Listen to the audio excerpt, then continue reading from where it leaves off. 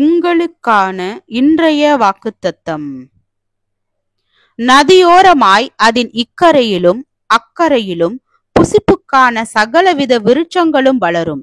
அவைகளின் இலைகள் உதிர்வதுமில்லை, அவைகளின் கனிகள் கெடுவதுமில்லை. அவைகளுக்கு பாயும் தண்ணீர் பரிசுத்த ஸ்தலத்திலிருந்து பாய்கிறபடியினால் மாதந்தோறும் புது கனிகளை கொடுத்து கொண்டே இருக்கும். அவைகளின் கனிகள் புசிப்புக்கும் அவைகளின் இலைகள் அவிழ்த்தத்துக்குமானவைகள்.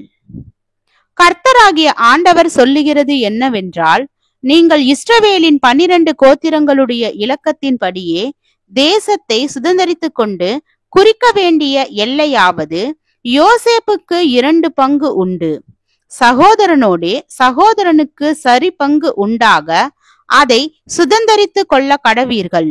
அதை உங்கள் பிதாக்களுக்கு கொடுப்பேன் என்று நான் ஆணையிட்டு கொடுத்தேன். ஆகையால் உங்களுக்கு இந்த தேசம் சுதந்திரமாக கிடைக்கும். எசேக்கியேல் 47வது அதிகாரம் வசனம் 12, 13, 14.